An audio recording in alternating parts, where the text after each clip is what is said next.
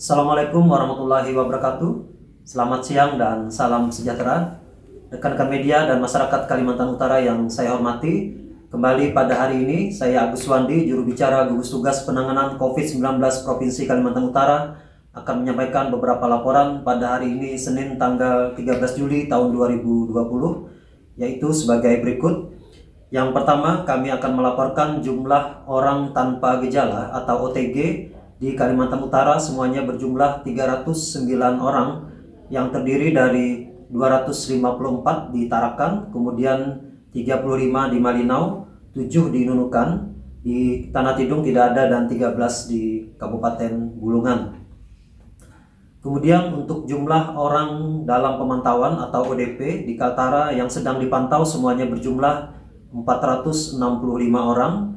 Di Tarakan ada 410 orang, di Malinau ada 17 orang, di Nunukan ada 23 orang, Tanah Tidung ada 13 orang, dan di Bulungan ada 2 orang. Kalau kita melihat grafik ini, untuk ODP terbanyak adalah di kota Tarakan.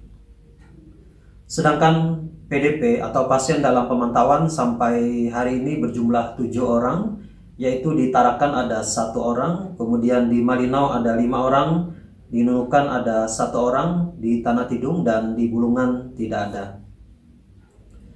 Kemudian untuk kasus konfirmasi positif sampai data kemarin atau tadi malam yang kami rekap secara kumulatif berjumlah 214 orang seperti data sebelumnya.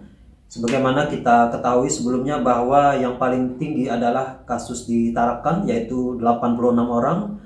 Kemudian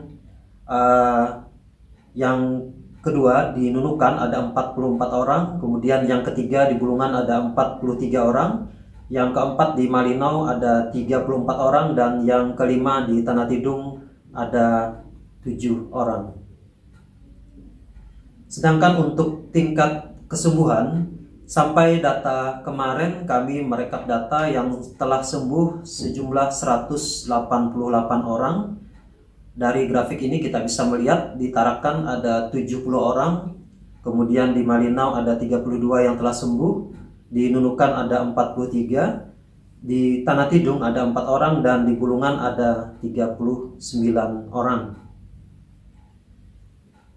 Dan pada hari ini ada tambahan 1 yang positif, yaitu dari Tarakan berdasarkan hasil pemeriksaan dari BBLK Surabaya atas nama SR, laki-laki usia 38 tahun, dan ini juga merupakan salah satu tenaga kesehatan yang ada di kota Tarakan. Sedangkan untuk data kesembuhan pada hari ini tidak ada, dan kami masih menunggu hasil pemeriksaan dari BBLK dan TCM serta PCR di Tarakan, sehingga dapat kami simpulkan bahwa untuk data konfirmasi positif secara kumulatif di Kaltara telah berjumlah 215 orang dengan tambahan 1 orang tadi. Kemudian untuk data sembuh tetap 188 orang, yang meninggal 2 orang, dan yang masih menjalani perawatan semuanya adalah 25 orang. Untuk persen kesembuhan sampai pada hari ini adalah 88,26%. Bapak Ibu dan masyarakat yang kami hormati, kami membuat grafik harian untuk kasus konfirmasi positif, kemudian data kesembuhan, serta data yang masih dirawat. Kalau kita lihat di sini untuk data konfirmasi positif memang setiap hari ada perubahan trennya, dan tadi sampai pada sekarang telah berjumlah 215 orang.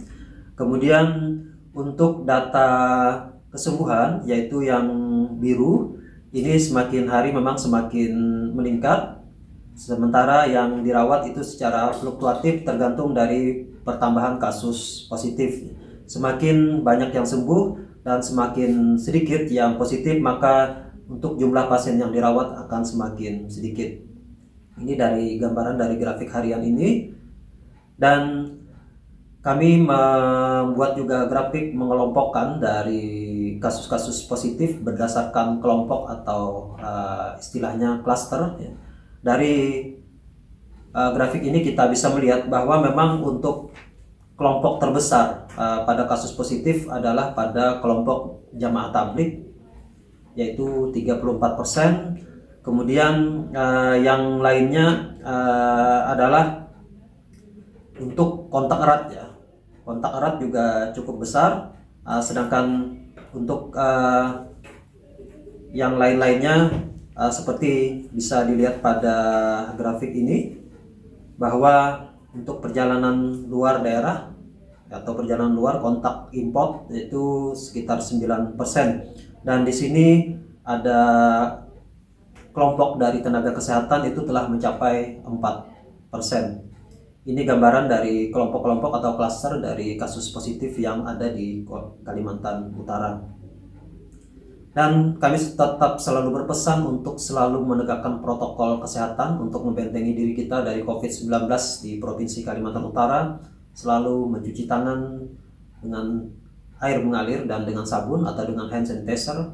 Kemudian jangan lupa selalu menggunakan masker ketika beraktivitas dan berinteraksi dengan orang lain, dan selalu menjaga kebersihan peralatan, kebersihan rumah, kebersihan ruangan kerja, mengkonsumsi makanan-makanan yang bergizi untuk meningkatkan imunitas, tetap menjaga jarak aman, menjaga physical distancing dan social distancing, rajin berolahraga dan kegiatan lain dalam rangka meningkatkan imunitas dan dapat mencegah dan mengendalikan COVID-19.